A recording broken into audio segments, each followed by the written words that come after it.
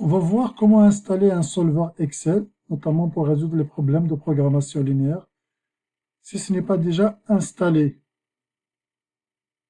Donc il faut aller dans Fichier,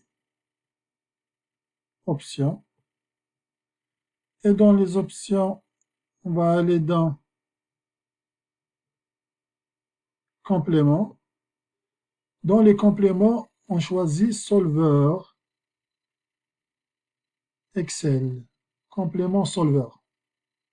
Voilà, complément Solver, on choisit Atteindre. Voilà, on voit qu'il est déjà installé. Bon, s'il ne l'est pas, si il ne l'est pas, on ne le verra pas ici dans les compléments. Donc, je refais l'étape. Option, complément, solver, complément solver. OK. Il faut faire atteindre. Encore, option, complément, solver, atteindre ici. Et là, je vais le cocher pour qu'il s'affiche. Pour ma part. Et là, on voit ici le solver. Maintenant, je vais utiliser mon fichier de simplex. Voilà donc le fichier. Je vais aller dans cette case, maximiser, minimiser. Je clique sur solver. Bon, les contraintes sont déjà programmées. Mais si jamais elles ne sont pas programmées, ici, les contraintes. Si les contraintes ne sont pas programmées, je fais quoi? Donc, je clique sur cette cellule. Je vais dans Solver. Ok, je choisis la cellule. Donc, ici, la cellule qui fait le calcul de la fonction objectif à définir, c'est cette cellule. Ensuite, les variables, les coefficients de ma fonction objectif cellule, variable. Je choisis ces cellules-là, les trois. Vous voyez, c'est C6 à E8 à E6. Ensuite, les contraintes. J'ajoute les contraintes. J'ajoute une contrainte. C'est la contrainte suivante. Je clique juste ici. Et contrainte inférieure ou égale. Donc, vous laissez inférieure ou égale. J'appuie sur cette contrainte. J'ai 11. OK. J'ajoute une autre contrainte. C'est la deuxième. Et là, je mets cette cellule. J'ajoute encore une autre. C'est la troisième. Je clique ici.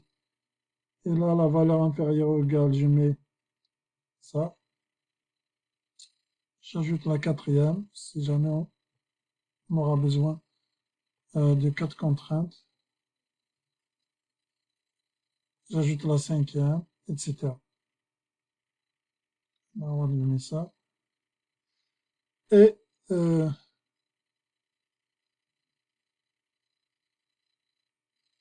les contraintes de non-négativité, on n'est pas obligé de les ajouter. Là, on n'est pas obligé de les ajouter. Mais sinon, on peut quand même les ajouter au cas où on traiterait un problème où on a des contraintes différentes de x supérieur ou égal à 0, bien que souvent c'est ça. Mais admettons que c'est pas ça, je peux toujours cliquer ici, toujours. Et là, je mets supérieur ou égal cette fois-ci. Et là, je mets cette case. Et 18. Ensuite, j'ajoute cette cellule. Et là, je mets supérieur ou égal. Et je mets la deuxième case des 0. Et j'ajoute une dernière contrainte. C'est celle-là. Et à droite, je mets 0. Et là, on voit toutes les contraintes qui sont là. En fait, pour les cellules variables, ce sont ces cellules qu'il faut mettre. Okay, ce sont ces cellules qu'il faut mettre et non pas les coefficients des variables. Voilà, donc on peut les sélectionner juste comme ça, c'est 4 jusqu'à E4. Et après, on peut résoudre un problème. Donc ici, on choisit simplex. Ici. Oups, en fait, la dernière, ici, inégalité, la dernière contrainte, c'est supérieur ou égal, donc on va supprimer celle-là. On va la modifier, on va ajouter, donc on va ajouter une contrainte. la dernière contrainte de non-négativité. Il est là la contrainte, et le côté droit, on a dit c'est ça. Et je mets supérieur ou égal. Voilà, supérieur ou égal au lieu d'inférieur ou égal. Voilà. Donc on l'ajoute quand même au cas où on serait amené à résoudre des problèmes, ou par exemple x supérieur ou égal à 8 ou des choses comme ça. Et là, par exemple, je peux résoudre, donc on peut résoudre ce problème de maximisation. On obtient donc, pour conserver la solution du solveur, on va la conserver dans le fichier Excel.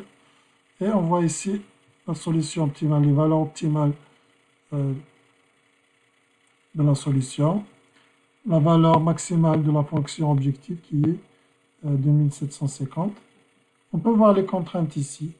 Les contraintes, on a dit il faut qu'elles soient plus petites ou égales à 140. Là, il est saturé, il est égal à 140. Ça peut ne pas être le cas pour toutes les contraintes. Il peut y avoir des contraintes qui ne seront pas saturées.